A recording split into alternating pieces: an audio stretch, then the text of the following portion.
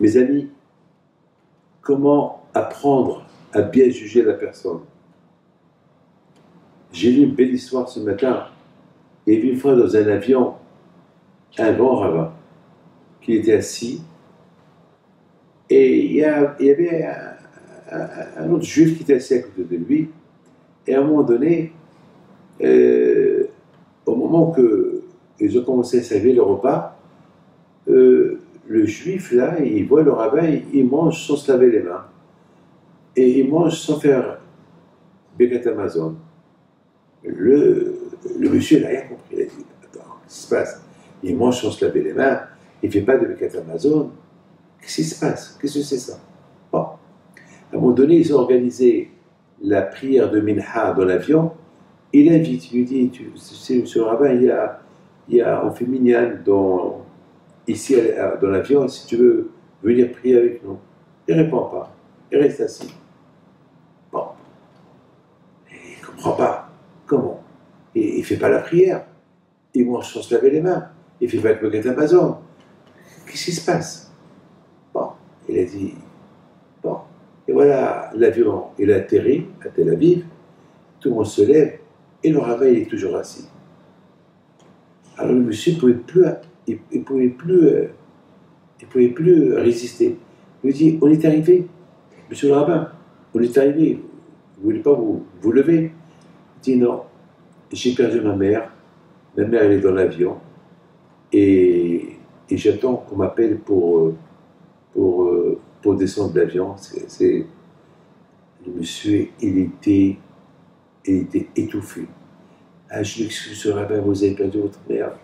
Oui. Il dit, c'est pour ça, vous avez vu que j'ai pas fait Birkat Hamazon et j'ai pas fait la prière parce que je suis onen. Onen, c'est quelqu'un qui s'occupe, quelqu'un qui a perdu son père ou sa mère. Il n'est pas obligé de faire la prière tant que sa mère n'a pas été enterrée ou son père n'a pas été enterré. Donc c'est la raison pourquoi vous avez vu que j'ai pas fait je me suis pas lavé les mains, j'ai pas fait le Birkat Hamazon parce qu'un onen, il est pas comme le mitzvot, il n'est pas obligé de faire le mitzvot jusqu'à ce qu'il enterre sa mère ou son père. On raconte qu'une fois, Rabbi Yosef alav shalom, lorsque son père à lui il est mort, il vient son fils, le grand Rabbi David Yosef, lui annoncer la mort de son père. Alors, Rabbi Yosef alav shalom, il a dit, bon, alors comment je vais faire? Qui va s'occuper de tous les préparatifs comment ça s'appelle, de mon père? Alors, Rabbi David Yosef, ne vous inquiétez pas, papa, moi je m'occupe. Et à un moment donné,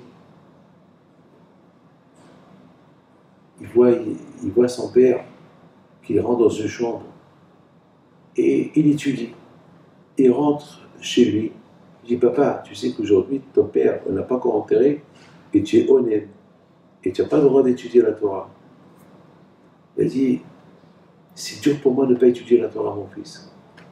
Je sais, je suis honnête.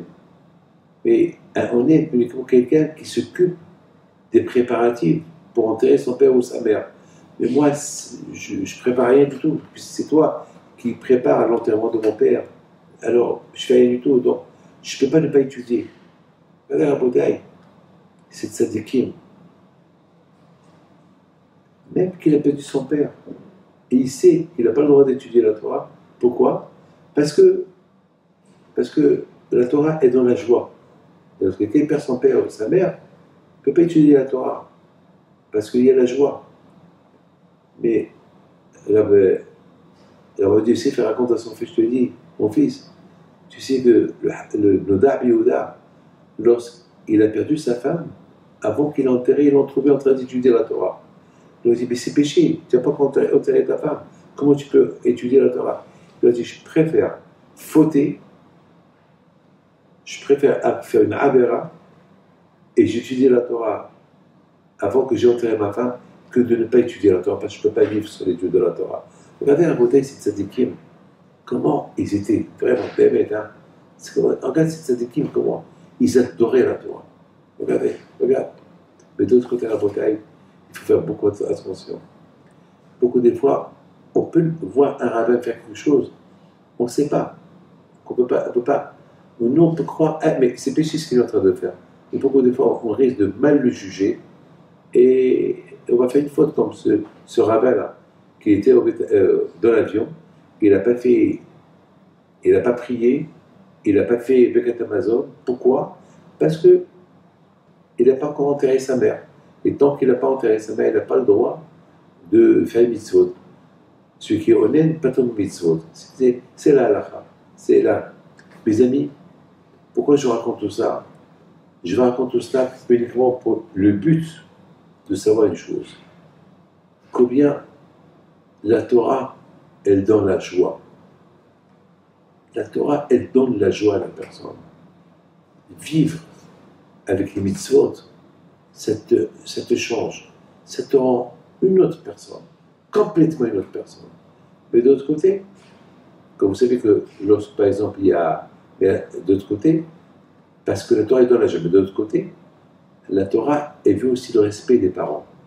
C'est pour ça que la Torah, elle interdit l'étude de la Torah pour quelqu'un qui l'a perdu, que Dieu préserve, son père ou sa mère ou quelqu'un de proche, pour qu'on passe la Torah, elle donne la joie. Et n'oublie pas que ton père et ta mère, ils t'ont mis au monde, ils ne sont plus là. Et tu ne peux que écouter d'autres parler de la Torah, mais toi, tu n'as pas le droit d'étudier la Torah parce qu'elle risque de te donner la joie. Et ce n'est pas le moment d'être heureux et content, puisque ton père ou ta mère, que Dieu vous en préserve, ils viennent quitter ce monde. Regardez la beauté, comment la Torah, elle est logique. La Torah, elle veut qu'on va jusqu'au bout dans le respect des parents. Et le respect des parents, c'est pareil dans leur vie, même après leur mort. Que Hachem vous donne une longue vie, il vous donne à vous tous. Baruch Haba Hatzlach.